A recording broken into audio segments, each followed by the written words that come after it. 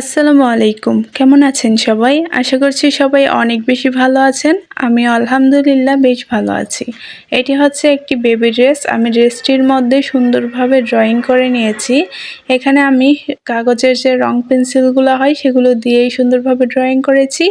আপনারা চাইলে কলম অথবা অন্যান্য সাইন পেন দিয়েও ড্রয়িংটি সুন্দরভাবে করে নিতে পারেন। তারপর আমি কাপড়ের মধ্যে ফ্রেমটি সেট করে নিচ্ছি। যেহেতু এটা খুবই ছোট একটি কাজ, আমার কিন্তু এক ফ্রেমের মধ্যেই সুন্দরভাবে সেট হয়ে গিয়েছে। আমি এখন এটার সেলাইয়ের কাজটি করে নিব।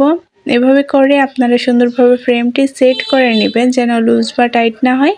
সেক্ষেত্রে যখন হাতের কাজ করবেন লুজ হলে কিন্তু কাজটা কুঁচকে আসতে পারে। তো এখন আমি ফুলের মাঝখানে যে গোল রাউন্ডটা রয়েছে এখানে আমি সাটিন স্টিচ দিয়ে ভরাট করব।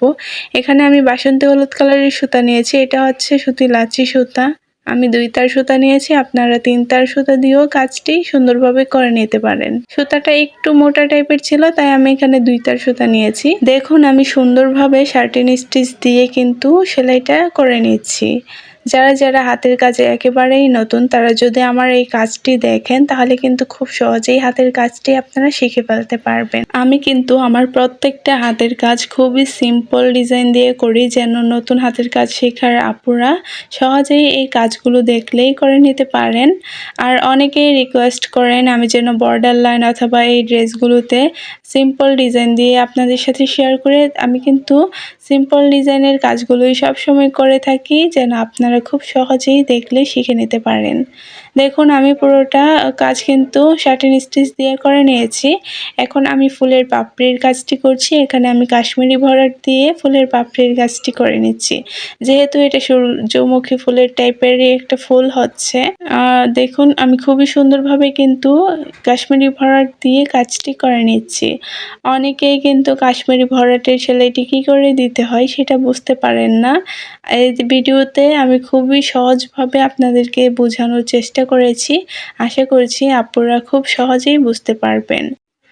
আমিও কিন্তু প্রথম অবস্থাতে এ ধরনের ড্রয়িং এবং সেলাইয়ের কাজ করতে পারতাম না। তারপর যখন আস্তে আস্তে হাতের কাজ করলাম তখন কিন্তু আমার হাতের কাজের ফিনিশিংটা আস্তে আস্তেই ভালো হয়েছিল। একবার প্রথম দিনেই কিন্তু আমার হাতের কাজের ফিনিশিংটা ভালো ছিল না।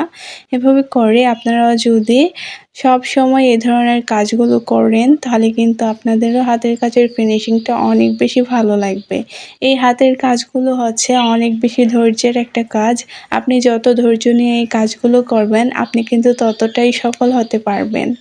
দেখুন আমি সুন্দরভাবে এই ফুলের কাজটি কমপ্লিট করে নিয়েছি। কাজটি কিন্তু অসম্ভব সুন্দর হয়েছিল। এখন আমি পরবর্তী যে ফুলগুলো রয়েছে সেটির কাজটি আমি এখন করে নিব। ফুলের মাঝখানে এখন আমি সাটিন স্টিচ সেলাই করে নিব। আর এখানে আমি বেবি পিঙ্ক কালারের সুতা নিয়েছি।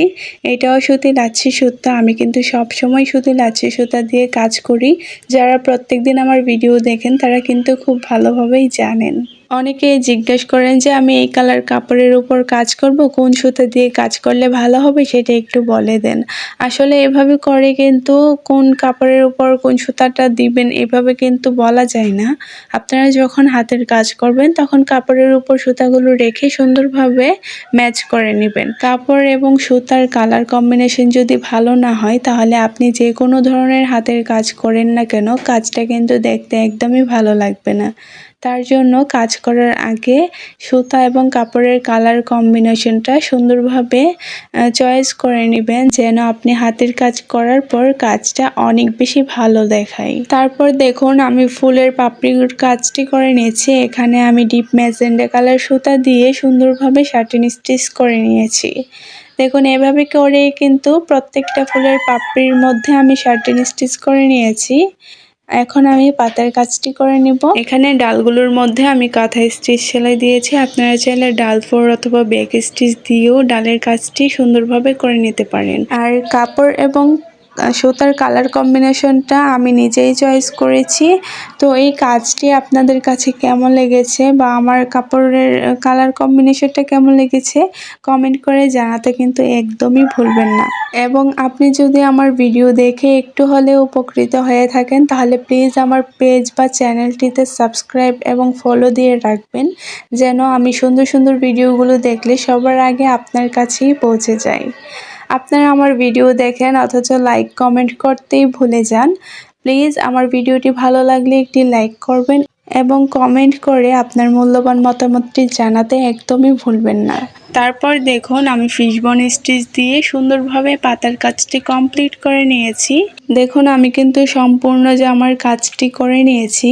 কাজটি কেমন হয়েছে প্লিজ কমেন্ট করে জানাতে একদমই ভুলবেন না। আজকে এই পর্যন্তই, সবাই ভালো থাকবেন। আল্লাহ হাফেজ।